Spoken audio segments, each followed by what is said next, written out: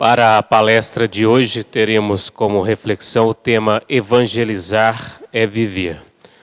Conosco aqui, para contribuir com este tema, nosso companheiro Vanduil Macedo, com a sua carisma, com a sua sensibilidade, um palestrante amigo desde a evangelização, né, Vanduil? Está aqui conosco esta noite, trazendo este tema de suma importância para conhecermos um pouco mais, à luz da doutrina espírita, o que vem a ser evangelizar. Vanduil, bem-vindo, boa noite, que Jesus o abençoe. Obrigado. Pessoal, boa noite. É um prazer estar aqui com vocês, né? Conversando com vocês. É bom a gente estar se assuntando, né? Trocando ideias, e conversando mesmo que a gente vai forjando uma sintonia, uma nova forma de pensar, de ver a vida, de analisar a vida e encontrar um sentido maior que vá além da nossa existência, que vá além dessa nossa momentânea realidade.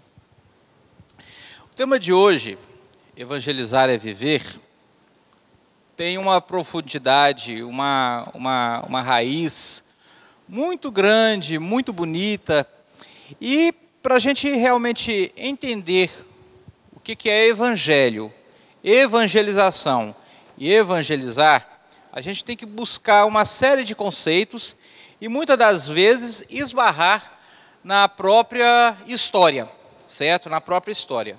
Eu vou falar para vocês uma coisa, não sei o que vocês pensam quando vocês escutam esse termo, evangelizar, evangelização. Eu briguei muito com esse termo, briguei demais, certo? E aliás é uma terminologia que o movimento espírita utiliza. Não sei se vocês perceberam, logo quando a gente chega aqui, a primeira coisa que anuncia para nós é evangelização da criança, certo? Que acontece aqui aos sábados, às 16 horas, 16h30. Outras casas espíritas mantêm esse mesmo programa. E quando eu ficava pensando nessa palavra evangelização, gente, evangelização, eu lembrava da catequese, né? Da catequese, lá dos tempos antigos, né? Aonde as ideias, os ideais de Jesus nos eram apresentados através da imposição, porque essa foi a tradição trazida desde os idos dos descobrimentos do Brasil, quando por aqui aportaram os jesuítas, certo? Os jesuítas. Então, eles evangelizaram. Eles trouxeram aqui a palavra de Jesus, a história de Jesus, as suas ideias, a sua proposta, mas através do castigo, através da dor, através do sofrimento, não respeitando aquela individualidade indígena, certo? Castigando-o quando ele, por sua vez, começava, né, a adorar lá os seus deuses, né, a adorar a sua terra, né, a forma como eles concebiam a sua proposta de divino, né? Então eles rechaçavam, castravam, e realmente castraram, certo? Realmente castraram, anularam uma boa parte dessa tradição. Hoje, a gente vai observar, inclusive, respingos dessa dita evangelização. Então, eu estou falando de mim, Vanduil. Quando eu pensava na evangelização, gente, eu pensava muito na questão do castigo. Gente, evangelização, aquela coisa imposta. Até que, aprofundando nos conceitos, eu vim a perceber o seguinte: o evangelho é o mesmo que boa nova, certo? Boa nova. Então eu pensei, poxa, evangelho é uma coisa bacana. É a boa nova. É uma mensagem boa. Que mensagem boa é essa? Uma mensagem de vida, de paz, de fraternidade, de misericórdia, de amor. Ok. Então está certíssimo. Eu topo o Evangelho. Eu quero ler o Evangelho. Eu quero ver essa proposta funcionar aqui em mim. Mas como é que isso vai acontecer? Aí vem a palavra, evangelização. É a ação dessa boa nova, dessa boa mensagem em você. Em você. Certo? Então é isso. Quando eu entendi, compreendi, e mais do que isso, senti esse ideal, eu percebi, falei assim, gente, é isso o que eu estou buscando. É me evangelizar. É ter essa boa nova, certo? Agida, ressoada, sentida dentro de mim. Então sim, evangelização. E aí, gente, a gente vai ver uma perguntinha lá no Livro dos Espíritos, que vai mostrar para nós que a questão da evangelização, ela realmente tem uma responsabilidade com a gente da mais alta envergadura, da mais alta sintonia. Realmente, ela vem trazer para nós uma libertação. A proposta da evangelização vem trazer para nós uma libertação. E eu vou logo falar para vocês o que é a proposta desta libertação. Tem uma pergunta no Livro dos Espíritos, onde Kardec diz assim, qual é o maior exemplo que nós devemos seguir? E os espíritos não se titubeiam. Os espíritos, né, sendo interrogados por Kardec, vai logo perguntar, ora, vede Jesus, eis o maior exemplo que você tem a seguir. É esse Jesus aí, que vocês já conhecem. Certo? Através do quê? Do seu Evangelho. Marcos, Mateus, Lucas, João. E quem quiser acabar com o dever de casa, lê também as cartas de Paulo. Fica bem. Então, aí está toda a proposta de Jesus. É Ele que a gente tem que compreender, é Ele que a gente tem que seguir. Esse é o exemplo com o qual você tem que sintonizar. Bom, Kardec escuta, né? Na realidade não foi escutado, né? Porque era psicografado, era escrito, né? Ele viu a perguntinha, a respostinha lá, vê de Jesus, tá bom, ficou quietinho. Mais lá para frente, Kardec vai fazer uma outra pergunta, uma outra perguntinha para os espíritos, dizendo o seguinte, qual a proposta que nós precisamos seguir? Qual a proposta que nós devemos realmente estudar? Mais ou menos nesses termos, Kardec faz um questionamento. Então, os espíritos vão dizer o seguinte, ora, a proposta que você tem que estudar, que você tem que se aprofundar, uma filosofia bacana para você seguir, é a proposta do cristianismo. Como quem lembra Kardec, né? Olha, você lembrou lá atrás, você perguntou lá atrás, qual é o maior exemplo? Jesus. Agora você quer saber de uma proposta? Ora, o cristianismo. Ou seja, a proposta de Jesus Cristo. Está aí a proposta. Onde é que está essa proposta? No Evangelho. Como é que isso vai agir em você? Através da evangelização. Kardec sintoniza com a resposta, fica ali tranquilo, faz uma outra pergunta, nada a ver, né, com essa do cristianismo, né? E dali a pouco ele volta à carga. Fala assim, espera aí um pouquinho. Quero saber de vocês o seguinte, é Kardec perguntando. Kardec era um perguntador danado. Ele devia ter deixado um bocado de espírito do outro lado, assim, atazanado, né? Não é possível que esse homem vai perguntar isso de novo. E Kardec pergunta, olha, conhecemos a Jesus, conhecemos a proposta do Cristo, conhecemos a história, a trajetória do cristianismo, então pronto. Para que vocês estão aqui? Espíritos, trazendo uma doutrina, trazendo uma proposta. Qual que é o sentido disso aqui? E então, os espíritos vão dar uma aula para Kardec, dizendo o seguinte, que aquele Jesus do amor, da fraternidade, da paz, da misericórdia, foi enterrado há 2000 anos atrás. Muito bom, e fez todo um sentido na história da humanidade. Portanto, cristão ou não, querendo saber quem ou não é Jesus, acreditando ou não, você vai perceber que lá no seu livrinho de história está lá. Antes de Cristo, depois de Cristo. Tal foi a autoridade que ele se colocou, que ele se posicionou no mundo, na humanidade em que vivemos. Está lá. Então, esse Jesus, ele ficou esquecido. Porque depois dele, vieram teologias, vieram filosofias, vieram livros, vieram sacrários, vieram igrejas, vieram monumentos, vieram estátuas e pronto. E foi lá na frente. E o danado Jesus, aquele Jesus, ele ficou esquecidinho lá atrás. Então, os Espíritos vão dizer, nós queremos, com a nossa proposta, com a proposta da doutrina espírita, trazer esse Jesus para perto de vocês. Relembrar esse Jesus. É esse Jesus que nós estamos falando. É o Jesus terno. É o Jesus exemplo. É o Jesus que conversa. É o Jesus que entra na sua casa sem impor nada. Ele não quer saber se você pecou. Ele não quer saber o que foi que aconteceu. Ele veio aqui para trazer a sua mensagem, a boa nova, o Evangelho.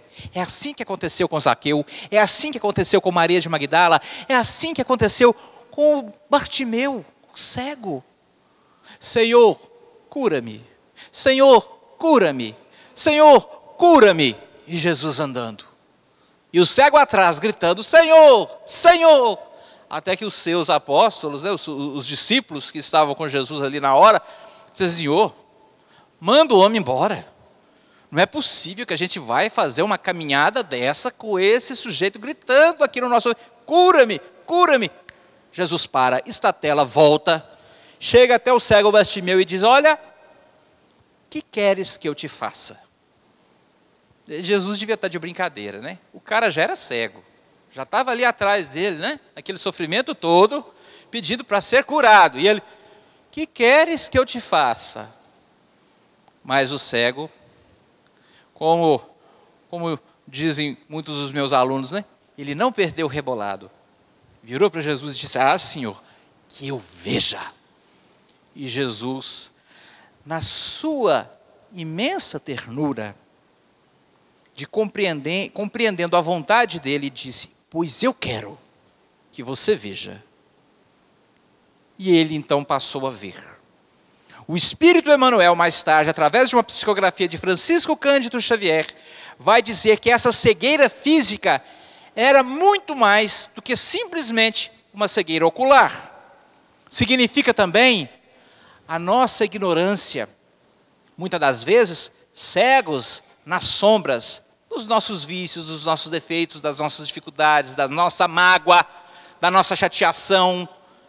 E então, não aguentando mais, nesse mundo sem um ar, nesse mundo sem remédio, sem saúde, a gente, Senhor, cura-me. E ele então, nós então, como Bartimeu, passamos a enxergar melhor, ir além do nosso ego. Então, esse é o Jesus, os Espíritos assim vão responder a Kardec, que nós estamos querendo trazer para vocês. É o Jesus da cura, é o Jesus da saúde, é o Jesus terapeuta. Não é mais aquele Jesus que tem uma série de imposições. Não.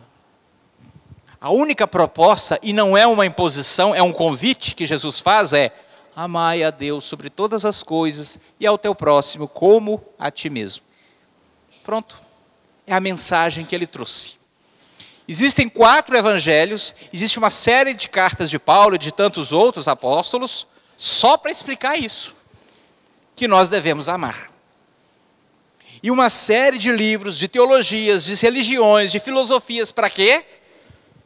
Para lembrar a nós que nós devemos amar. Então essa é a proposta da doutrina espírita, trazendo este Jesus, lá de há 2000 anos, esse Jesus amigo, para perto de nós, deixando bem claro que ele não está lá além do horizonte azul, não, ele está aqui perto de nós, e ele quer se fazer vivo perto de nós, através da sua proposta, tendo continuidade com o seu exemplo na nossa vida. Então é interessante que Leon Denis, um grande filósofo da doutrina espírita, certa vez foi indagado por um jornalista. E o jornalista vira para Leon Denis e diz o seguinte: olha, senhor Leon Denis, nós gostaríamos de saber qual que é a missão do Espiritismo. E Leon Denis, ele não titubeia. Ele vai dizer o seguinte: olha, a missão do cristianismo, aliás, a missão do Espiritismo, né? Qual que é a missão do Espiritismo? Perdão, ele pergunta para Leon Denis, qual a missão do Espiritismo? Ele diz, a missão do Espiritismo é a revivescência do cristianismo. Perceberam a autoridade da resposta? Revivescência do cristianismo. Ele não está falando de reviver o cristianismo, revivescência, reviver o cristianismo, reviver a proposta de Jesus na sua essência, na sua simplicidade. Na sua simplicidade. Então, nós vamos observar aí os espíritos, através da codificação, muito bem planejada, trabalhada por Allan Kardec, nos apresentando Jesus como uma proposta de vida. Né? Bom, aliás, como um ponto de vista também, onde a gente tem uma visão ampla da vida, certo? Trabalhada pelo amor, pela ternura, pelo afeto. Então é isso. Agora, vamos caminhar um pouquinho mais, e a gente vai entender o seguinte: qual é o país aonde o Espiritismo tem o maior número de seguidores? Qual que é o país? Brasil, exatamente, Brasil.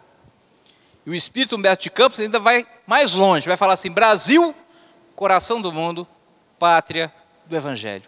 Agora eu pergunto para vocês, que coisa danada.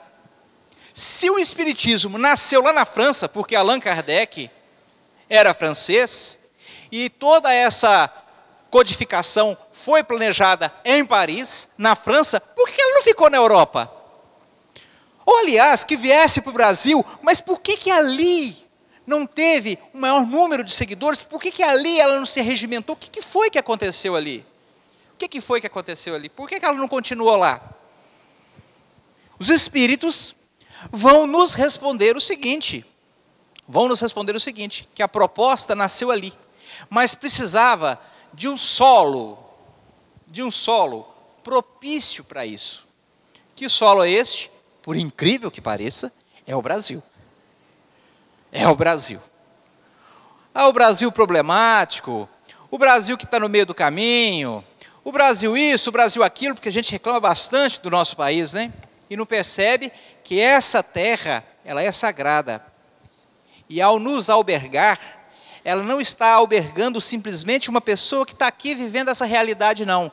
Está vivendo, está albergando, está trazendo para o acolhimento um espírito milenar, com dificuldades, com defeitos, com complicações. E traz para cá, para quê? Para ser evangelizado. Porque vejam vocês que o Brasil, apesar de todas essas questões, é um país que possui raízes profundas no quesito da religiosidade. Todas as pessoas levam a sério a questão da religiosidade.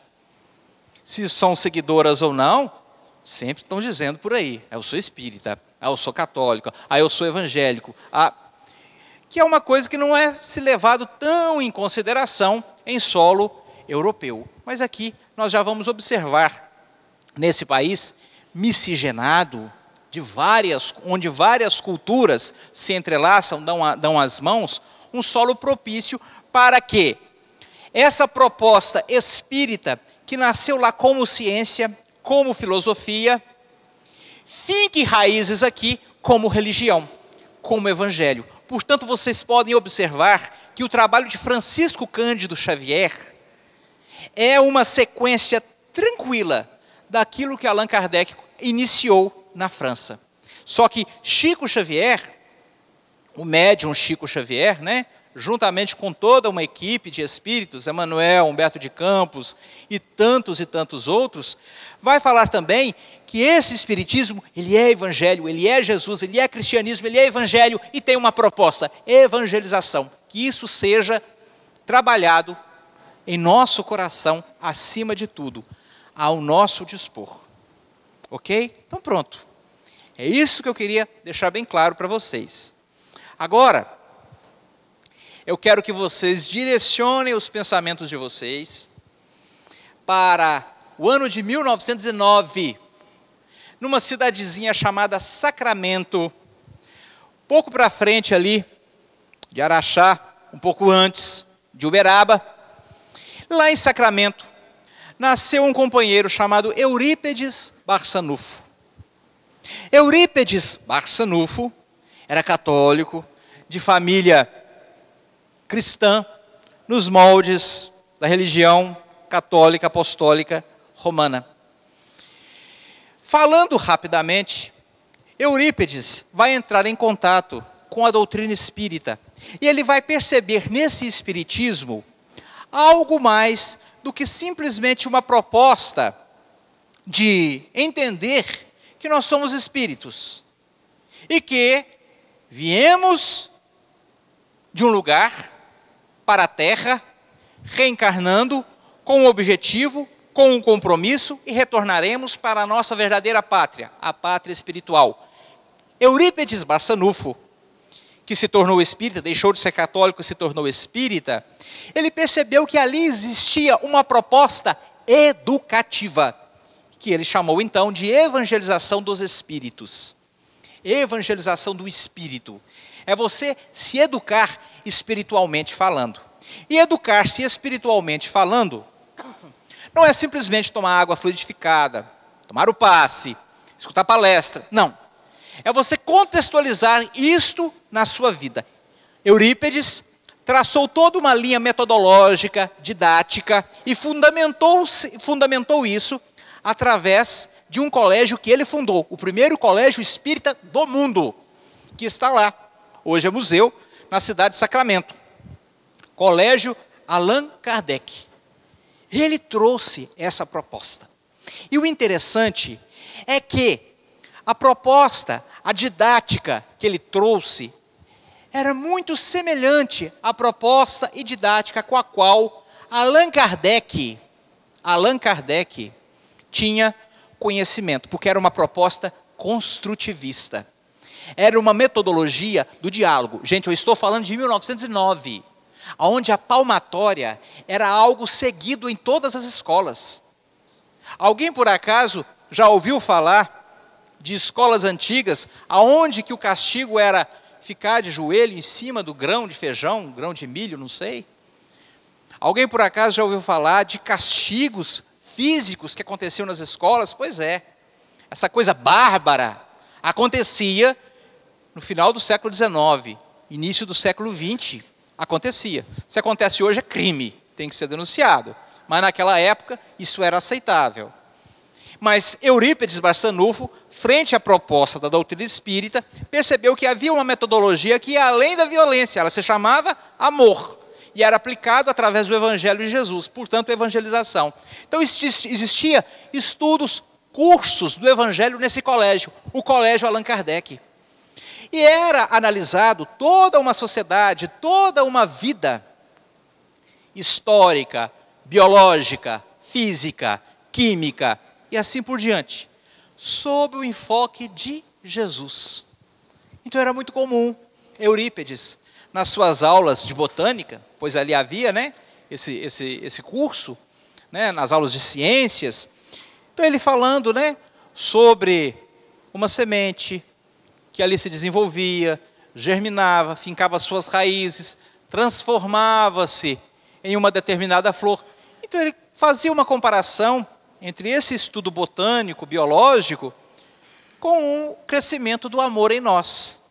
Ele pegava aquela proposta científica, transformava ela numa metáfora e explicava o amor, que deveria o quê? Ser vivido. Mas antes da vivência nós precisamos entender. Então Eurípedes trazia isso através de uma metodologia do amor, que afetava. Afetava pelo toque. E pelo toque vibratório, pelo toque da explicação, pelo toque do respeito, pelo toque, enfim, havia todo um envolvimento no campo sentimental para que aquelas pessoas então percebessem o quão grandioso era o Evangelho de Jesus. E esse Evangelho é mais do que religião. Esse Evangelho é ciência, esse Evangelho é filosofia, ele é vivência, ele é libertador. E nos traz uma alforria diferente. Agora, trazendo a explicação da libertação, nos traz uma alforria diferente. Traz para nós uma alforria de coração. E para tomar, né, essa carta de alforria, requer de todos nós coragem. Coragem. Porque a carta vem em branco. Quem assina somos nós, se queremos ou não a liberdade. Estão entendendo? Essa foi a proposta de Eurípides. Estão vendo a escadinha aí? Jesus trouxe uma proposta. Allan Kardec traz essa revivescência desse Jesus. E Eurípides vai traçar metodologia didática e dizer o seguinte: isso é educativo.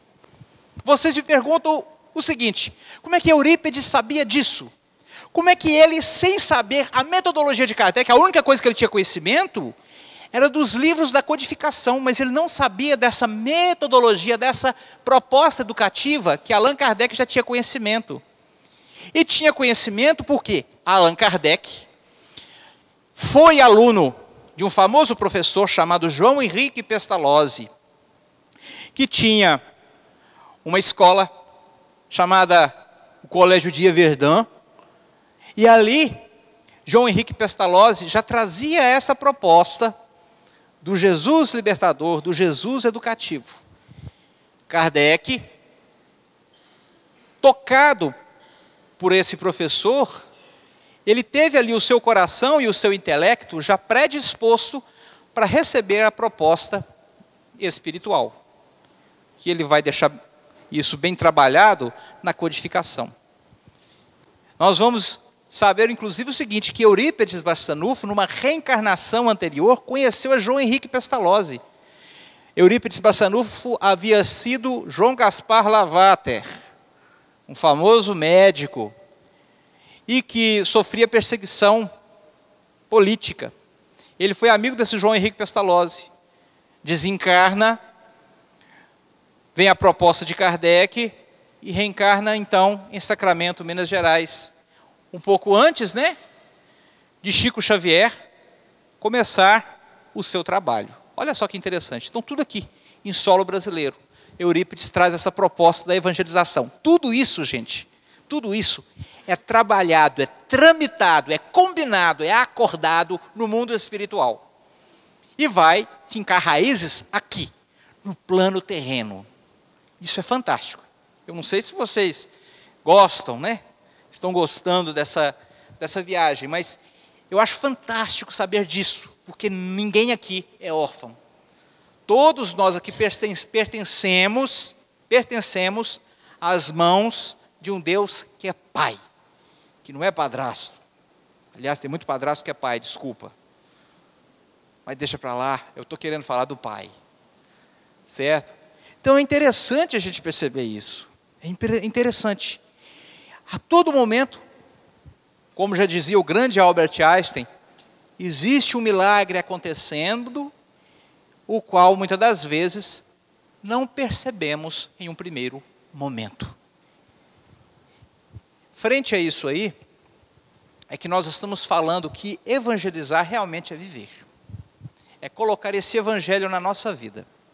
E colocar esse evangelho na nossa vida não vai significar de forma alguma você começar a falar para mim sobre versículos, capítulos da Bíblia, trazer histórias, etc, etc. Isso não significa nada. Né?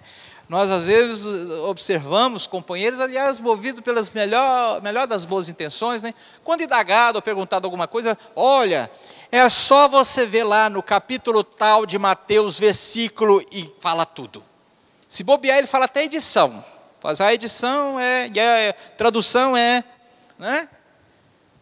É interessante termos conhecimento disso, mas não é a principal coisa que vai nos movimentar no nosso dia a dia. Porque evangelho, no nosso dia a dia, é labuta, é coragem, é destemor. É você realmente deixar bem claro, falar, não, peraí, o mundo é mais do que essa violência que essa televisão está pregando aí. Não, o mundo é mais do que esse estupro que esse jornal está dizendo para mim. Peraí, e eu vou mostrar como é que é. Gandhi, que tomou conhecimento do cristianismo, mas não conheceu o espiritismo, ele dizia o seguinte: quereis ver transformação no mundo? Sede você a transformação que quereis ver no mundo. Tem que partir de você. Milagre acontece? Acontece, mas precisa de um empurrãozinho. Precisa de um instrumento. Já dizia o Francisco de Assis, Senhor, deixa-me ser um instrumento da tua paz. Quem aqui está disponível para isso? Qual de nós está disponível para isso? Às vezes estamos, por uns 30 minutos no nosso dia, por uns 15 minutos, etc. Né? Porque tem dia que a gente acorda, como diria o ditado, não sei porquê, com a avó atrás do toco, não sei de onde que veio isso, né? Pé direito, hoje eu acordei, é pé direito ou pé esquerdo? É direito? É o esquerdo, desculpa. Hoje eu acordei com o pé esquerdo, né? E vai, né? E lá vai a pessoa. E aí, cadê o processo da evangelização? A pessoa acorda até bem, né? Tranquilo. Não, hoje eu estou bem. Hoje eu estou jóia. Aí pega o seu carro e vai. Aí, de repente, vem um e dá aquela cortada. Aí pronto. A pessoa já fica assim um pouquinho magoada com aquilo. Mas não é possível. É louco. Aí já vem outro e corta também. Gente, o que é isso que está acontecendo? Não está querendo que eu chegue vivo, só pode ser um obsessor. Aí pronto, você foi espírita já é assim, né? Já começa a caçar o problema. É um obsessor. Deve ser um ataque que as trevas estão tramando sobre minha vida. Hoje eu vou no Jesus de Nazaré, mas eu vou fazer uma prece para esse povo. E de repente vem um caminhão e quase bate no sujeito, ele não aguenta, põe a cara para fora do carro e grita bem alto: vai para nosso lar. Vai para nosso lar, né? E aí já foi dito. Às vezes depois até se arrepende. Por que eu tomei tal atitude? Pois é, por que você tomou tal atitude? Como diria um amigo meu, ele falou assim: Vanduil, você não sabe o que aconteceu. Eu falei: o que foi que aconteceu? Conta para mim. E as pessoas às vezes aparecem para contar as coisas para mim, assim, 5 minutos antes da palestra começar. Eu falei: eu tenho que te contar. Eu falei: não, mas agora não, depois da palestra. Agora que é o momento, aproveitando a prece, a sintonia, que eu deixei eu te falar.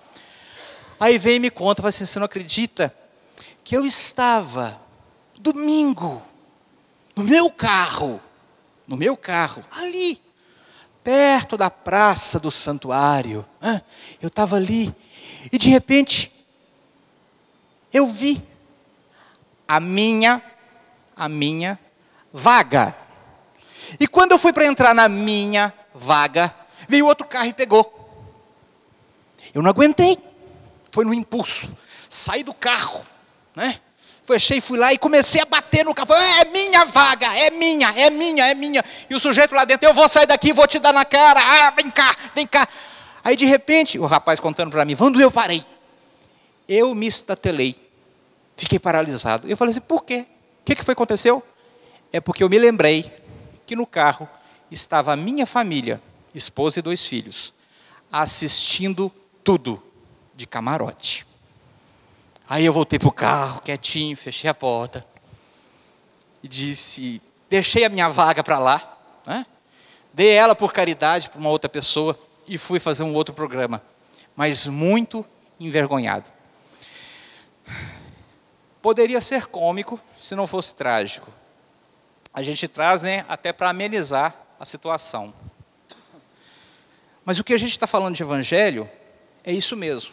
É trazer essa proposta e contextualizar nas nossas vidas, nas nossas dificuldades. Existe uma proposta terapêutica aí, gente. Totalmente terapêutica. O Espírito Joana de Ângeles, inclusive, nos traz uma contribuição belíssima sobre isso, dizendo que nós somos seres psicológicos. Somos seres psicológicos. Aqui dentro de nós existe um mundo a ser conhecido. Como a história de Gibran, Khalil Gibran, onde ele diz que certo jovem andando por uma determinada floresta, percebe um senhor reflexivo, pensando na vida. Ele para e começa a conversar com esse senhor, falando da sua vida, tendo conhecimento da vida dele, etc. Daí a pouco o jovem pergunta para aquele senhor: qual é a sua profissão? E ele diz: eu sou astrônomo. E o jovem leva um choque, leva um susto. Por que ele levou um susto? Porque ele havia percebido que aquele senhor é cego. Peraí, como é que pode um cego ser astrônomo? Como é que pode um cego estudar o céu, as estrelas, os planetas? Tudo bem, depende de uma luneta, mas ele é cego.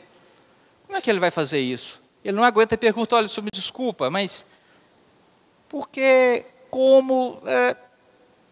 é que o senhor pode ser astrônomo sendo cego? Ah, meu filho, responde o senhor na sua sabedoria, eu sou astrônomo e sou um estudioso desse imenso, infinito universo que nós trazemos dentro de nós. Ele conhecia o seu mundo interior, porque é assim, a gente conhece muito da vida espacial, da vida em outros planetas, da vida do vizinho, né? Também acontece, da vida do outro, da vida da atriz, do ator, do escândalo e tal. Mas a gente não sabe da nossa vida. Então, onde é que está a nossa responsabilidade com a nossa vida, com a nossa trajetória, com a nossa caminhada? Eis a proposta da evangelização: autoconhecimento, autorreforma.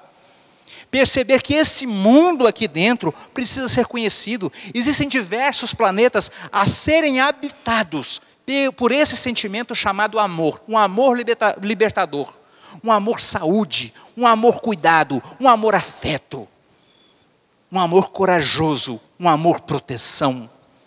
E precisa sim ser contextualizado. Doa a quem doer. Vejamos as nossas dificuldades, sejam elas no trânsito, seja ela na nossa família, seja ela no nosso ambiente profissional, seja ela na nossa casa espírita, que também é lugar de muitos conflitos, dificuldades e mágoas. Graças a Deus, porque nós somos seres humanos e aqui estamos para ser lapidados, trabalhados. Isso acontece na convivência. Contextualiza o evangelho dentro disso aqui. Contextualiza. É a proposta de coragem que desse evangelho que quer ser vivido nos traz. Contextualiza o evangelho na sua convivência com aquele seu familiar com o qual você não conversa, você é magoado, você não gosta dele. Contextualiza.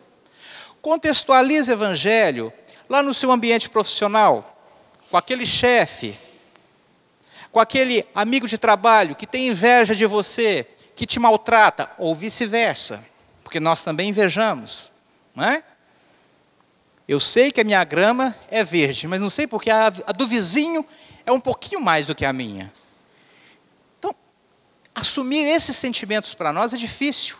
E o evangelho é esse bisturi que vem propor essa cirurgia espiritual para definirmos sentimentos, trabalharmos nossas mágoas, nosso lado sombrio e realçarmos nossas sombras. Então, contextualiza esse evangelho na sua vida familiar, juntamente com seus entes queridos. Contextualiza esse evangelho com seu filho, que você não sabe como nem porquê. Ele usa drogas. Ele usa drogas. Vamos pegar mais pesado? Contextualiza esse evangelho na sua intimidade, na relação sexual que você tem com a sua esposa, com o seu namorado. Contextualiza. Existe ali aquele amor? É isso que acontece entre ambos? É forte, não é? Isso é evangelho, gente. Isso é evangelho. E quer se fazer ação. Ação. É muito forte mesmo. E a proposta é ampla, é grande. O leque é extenso. Porque nós somos isso. Nós somos extensos. Nós somos grandiosos. Mas não sabemos da nossa grandiosidade. Aliás, quem diz isso é Carl Gustav Jung, que dizia o seguinte: não é da sua sombra que você tem medo, é da sua luz. Naturalmente, Jung, se não leu o Evangelho, deve ter sido intuído por alguém dentro do campo, né? Porque Jesus já deixava bem claro isso. Vós sois deuses. Brilhe a vossa luz diante do mundo. Brilhe a vossa luz diante dos homens. Vós sois deuses. E é assim que nós merecemos ser tratados, como deuses que somos. Como deuses que somos. Vejamos bem que dentro deste campo, o que nos falta é realmente uma proposta de se topamos ou não essa caminhada. Se topamos ou não essa caminhada. De percebermos que temos dificuldades, de percebermos que temos conflitos, nós temos mágoas, nós temos preconceitos, temos sim. E isso não é vergonha para nós, não. A partir do momento que você desafia a si mesmo a ser maior do que isso aí. A ser maior do que isso. Mais uma vez, contextualiza o Evangelho. Escuta Jesus, lá do alto da cruz, dizendo, eu venci o mundo. Eu venci o mundo. Um mundo de iniquidade, um mundo de violência, um mundo de dificuldade, um mundo de medo, um mundo de covardia. Eu venci esse mundo. Eu fui mais do que isso. Entrei no pântano e saí dele intacto. Então pronto, por isso ele é mestre. Ó Senhor, vós que sois bom. Jesus corrige, não. Bom só existe um. É meu Pai que está nos céus. Ó Senhor, vós que sois mestre. Opa, dizeis mestre e dizeis bem, porque eu sou mestre, eu sou. Eu vim aqui para ensinar, e vocês têm mais a que aprender comigo. Ele sabia do lugar dele, Jesus era danadinho. Imagina se um dos seus discípulos vira para ele e diz, ah Senhor, vós que sois mestre. E Jesus olha para o chão, não, para só, não, que isso? Que isso? Eu sou, estou aqui para aprender com vocês, né? Provavelmente, Pedro, que era um pouquinho mais ignorante, mais turrão ali dos seus discípulos, iria virar para Jesus e falar assim, então Senhor, volta para o céu e manda um que sabe. Se fosse a minha sala de aula, eles iam falar assim, nó, que tirada! Né? Tiradinha boa, mas é. Então Jesus sabia do seu papel. Ele sabia o que ele representava. E ele sabe o que ele representa. Para todos nós. Caminho de vida, de verdade. Caminho de luz, caminho de saúde. Quem topa essa caminhada? Quem quer continuar sofrendo? Quem quer continuar aqui? Gemendo pela sua dificuldade? Porque tem gente que é assim. Não aguenta. Não é? O seu dia a dia é da lamúria. É da lamúria. Está tudo tão difícil. Eu estou com um problema. É um problema terrível. Esse problema é o problema. Nossa, é difícil demais. Olha, mas tem solução. Mas é muito complicado, é um problema. Olha, mas tem psicólogo. Não, mas é um problema. Casa espírita, passe, água fluidificada, evangelho. Não, é um problema, não. A pessoa quer ficar ali, no coitadismo, né? Na normalidade do seu problema, mas não quer dar um passo para frente. É como nós já dissemos aqui no Perguntas e Respostas. Ajuda-te e o céu te ajudará. Essa é a proposta de Jesus. O conhecimento da verdade trazida por Jesus e explicitamente ensinada pela doutrina espírita é essa que nós estamos aqui falando. Desvendar Kardec para dimensionar os conflitos do espírito sem embuste ou desvios que venha retirá-lo do entendimento da vida como espírito. Espírito que nós somos, espíritos imortais. Espíritos imortais. O compromisso com uma postura que retrata o verdadeiro ensinamento recebido, favorecendo mudanças nos sentimentos, compreendendo as diversidades originadas a partir do grau de evolução do espírito, é a proposta que se nos faz para caminharmos e construirmos um mundo melhor. Desculpa, né? Essas palavras que podem até soar como uma coisa batida, passada, Mas é isso aí que Jesus nos traz. Se vós o sabeis, então vá e faça o mesmo. É o que Jesus nos explicou, nos ensinou, não apenas através das suas palavras, mas também através do seu exemplo. Agradeço por essa oportunidade, por este momento. Muito obrigado. Boa noite.